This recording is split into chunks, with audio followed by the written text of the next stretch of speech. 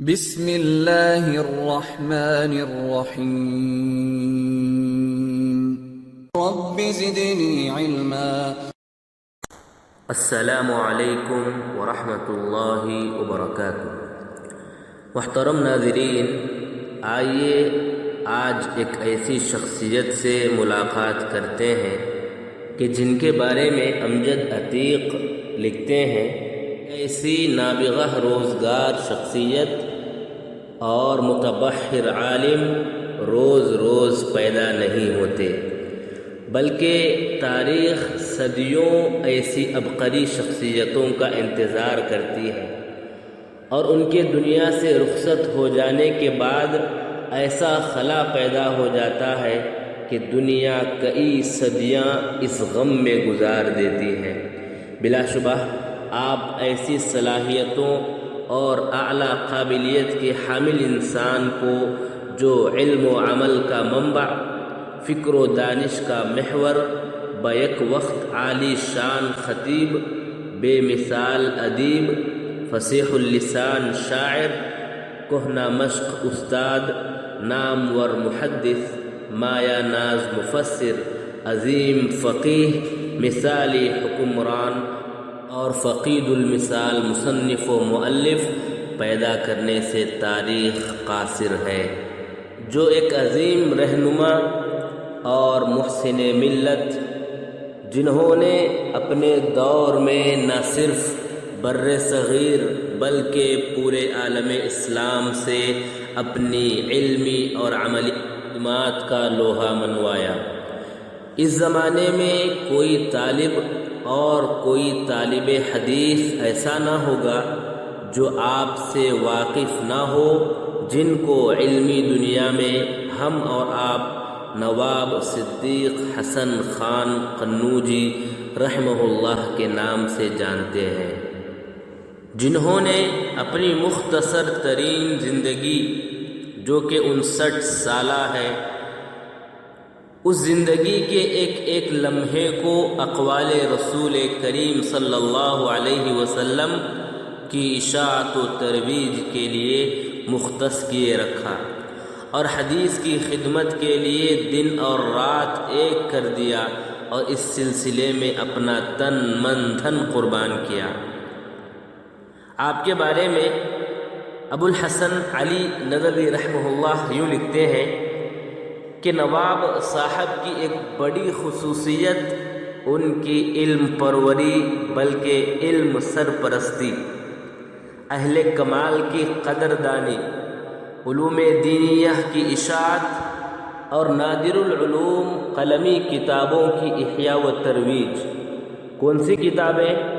وہ کتابیں جو علمی و دینی حلقوں میں بنیادی اور مرجع کی حیثیت رکھتی ہیں، جن میں یہ کارنامہ کافی ہے کہ صحیح بخاری کی معرکۃ الآراء شرح فتح الباری، مصنف ابن حجر رحمہ اللہ، اس شرح کو اس ارزانی کے زمانے میں 50,000 روپے خرچ کر کے مصر سے تباہ کرایا۔ سبحان اللہ! صرف تباہ نہیں کرایا بلکہ تباہ کرانے کے بعد ہندوستان اور بیرون ہند میں جتنے بھی علم دوست شخصیتیں تھیں اور اہل علم شخصیتیں تھیں، تمام کو ہدیہ کے طور پر ان کتابوں کو بھیجا۔ سبحان اللہ! اسی خصوصیت کے بنا مؤرخ ہند مولانا حکیم سید عبدالحی لکھتے ہیں کہ جب، حالانکہ وہ ایسے ہیں کہ القاب و خطابات کے استعمال میں بڑے محتاط اور دقیقہ رس ہیں، لیکن نزہۃ الخواطر کی جلد 8 میں جب ان کا تذکرہ لکھتے ہیں تو ان الفاظ سے اس کی ابتدا کرتے ہیں کہ علامۃ الزمان، ترجمان الحدیث والقرآن، محیی العلوم العربیہ وید الاقطار الہندیہ۔ محترم ناظرین، نواب صدیق حسن خان رحمہ اللہ کے بارے میں یہ بات یہ بھی جان لیں کہ کوئی اسلامی موضوع ایسا نہیں جس پر نواب صدیق حسن خان نے قلم نہ اٹھایا ہو، لیکن تفسیر قرآن مجید اور حدیث مصطفیٰ کے میدان میں آپ کی خدمات نہایت قابل رشک اور مثالی ہیں۔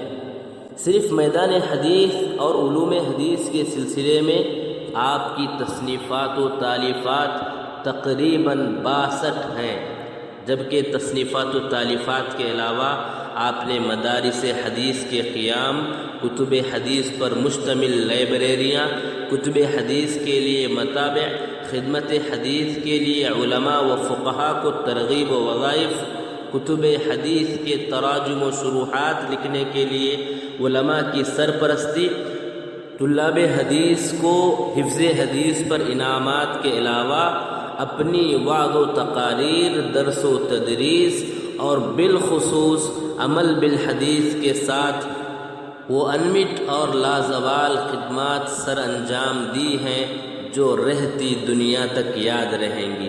علاوہ ازیں آپ کی کل تصنیفات و تالیفات کی تعداد 300 سے زائد بتائی جاتی ہے۔ سبحان اللہ۔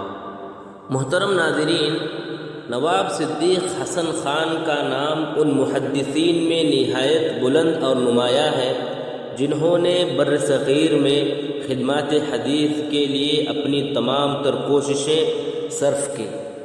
نواب صدیق حسن خان کی شخصیت وسعت علم، ادبی ذوق، فنی تجسس، متنوع علوم اور فن قرآن و تفسیر کا خزینہ ہونے کے ساتھ ساتھ فن حدیث، اصول حدیث، تشریح حدیث، لغت حدیث، امتیازات حدیث، بیان حدیث اور تاریخ حدیث میں اپنا ایک خاص طرز فکر اور ایک امتیازی منہج رکھتی ہے۔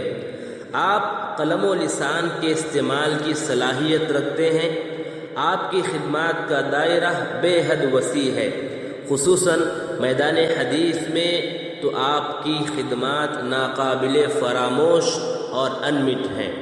آپ کی کتب اس چشمہ کی حیثیت رکھتی ہیں کہ جس سے حدیث کا کوئی بھی عالم، استاد اور طالب علم اس کے بغیر اپنے آپ کو تشنا سمجھتا ہے اور اس کے استفادے سے بے نیاز نہیں ہو سکتا۔ یہ ایک خدا داد ملکہ اور ایک وہبی استعداد ہے۔ نواب صدیق حسن خان نے میدان حدیث میں تصنیفی خدمات کے علاوہ مالی، تدریسی اور شاندار تبلیغی خدمات بھی سر انجام دیں۔ آپ 1240 پر 8 ہجری بمطابق 14 اکتوبر 1830 پر 2 عیسوی بروز اتوار بانس بریلی میں پیدا ہوئے۔ بانس بریلی آپ کا ننیال شہر تھا، جبکہ آبائی وطن قنوج ہے۔ اسی بنا پر آپ کو قنوجی بھی کہا جاتا ہے۔ آپ کا سلسلہ نسب محمد صلی اللہ علیہ وسلم تک پہنچتا ہے۔ خود آپ فرماتے ہیں کہ میرے اور محمد صلی اللہ علیہ وسلم کے مابین 33 نفوس کا واسطہ ہے۔ آپ بلند آواز رکھنے کے ساتھ ساتھ شیریں بیاں، وجیح اور بارعب شخصیت کے حامل تھے۔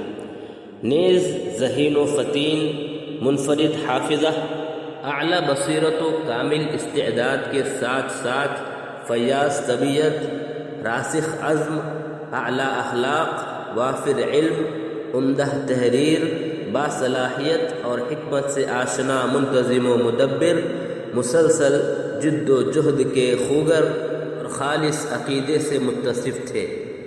ناظرین، ایک دلچسپ بات بتاؤں میں آپ کو، آپ شیخ سعدی رحمہ اللہ کی کریمہ سعدیہ اور بوستان اور گلستان بھی پڑھے ہیں، جو ہمارے مدارس میں پڑھائے جاتے ہیں۔ سبحان اللہ۔ یہ ہم نے مختصر مگر جامع الفاظ میں آپ کے سامنے رکھا۔ حالانکہ بہت باتیں ہیں آپ کے رحلات کے بارے میں، آپ کی عربی ادب کے بارے میں، آپ کی صلاحیت اردو اور فارسی کے بارے میں، آپ کی تالیفات کے بارے میں، آپ کی شادی کے بارے میں، آپ کہاں سے کیسے کی، بہت باتیں ہیں، لیکن آپ سنیں گے یا نہیں سنیں گے، آپ کو جو شاید یہ باتیں لمبی ہو جائیں اور آپ کو تکلیف ہو سننے میں، اس لیے ہم یہیں پر اپنی بات کو ختم کرتے ہیں، لیکن آپ کو ہم ایک بات کی طرف ضرور دھیان دلاتے ہیں کہ اگر آپ کے اندر شوق ہے اس شخصیت کو پڑھنے کا تو آپ نواب صدیق حسن خان کی خدمات حدیث کے نام پر ایک کتاب ہے، عتیق امجد رحمہ اللہ کی ہے، اس کتاب کو ضرور پڑھیں۔ اور الحمدللہ آج کل تو کئی لوگوں نے، کئی علماء نے آپ کے بارے میں باتیں لکھی ہیں، آپ ان کا مطالعہ ضرور کریں یقیناً، اور تمام لوگوں کے لیے یہ قابل اسوہ شخصیت ہیں۔ اللہ تبارک و تعالی آپ کو بلند درجات عطا فرمائے اور آپ کے مثل ہمیں بھی خدمت حدیث میں اور دیگر علوم کی خدمات میں اپنے آپ کو لگانے کی توفیق عطا فرمائے، آمین۔ اس کتاب کی لنک اگر ہو سکے تو میں ڈسکرپشن میں ڈال دوں گا، آپ آرام سے ڈاؤن لوڈ کر لیں۔ والسلام۔